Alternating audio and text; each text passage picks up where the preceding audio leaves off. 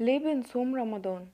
لو سألت السؤال ده لأي حد، أول إجابة هيقولها واللي بنتعلمها كلنا من واحنا صغيرين: احنا بنصوم عشان نحس بالفقراء. طيب ما الفقراء بيصوموا برضو. الحقيقة ان ماشي بنصوم عشان نحس بالفقراء، بس مش ده السبب الرئيسي اللي بنصوم عشانه. احنا بنصوم عن حاجات مباحة لينا في الأيام العادية ومش حرام، زي الأكل والشرب. ده بيعلمنا اننا نتحكم في نفسنا وبيسهل علينا اننا نمتنع عن حاجات محرمة ونجاهد نفسنا اننا ما نعملهاش، زي ما بنجاهد نفسنا وبنصوم في رمضان عن الاكل اللي هو اصلا حلال، وده اهم سبب بنصوم عشانه.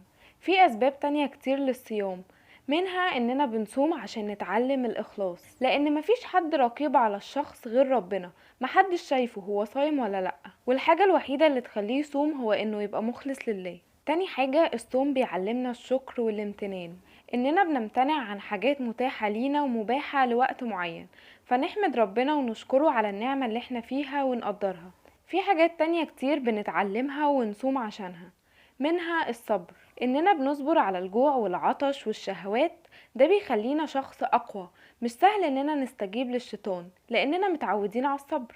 وسبحان الله، مع مرور الزمن والوقت الدكاترة والعلماء اكتشفوا ان الصيام مفيد جدا للصحة، وبيخلص الجسم من السموم وبيقوي جهاز المناعة، وبقى في نظام اصلا للدايت اسمه الصيام المتقطع، اللي اثبت انه من احسن الانظمة لصحة الشخص وملوش اي اضرار. صوموا تصحوا، حتى لو كان حديث ضعيف، بس ربنا قال في سورة البقرة: وان تصوموا خير لكم ان كنتم تعلمون. وبس. كل سنة وانتم طيبين، تقبل الله منا ومنكم. لو عجبكم الفيديو ما تنسوش تعملوا سبسكرايب ولايك وتقولولي تحبوا نتكلم عن ايه تاني.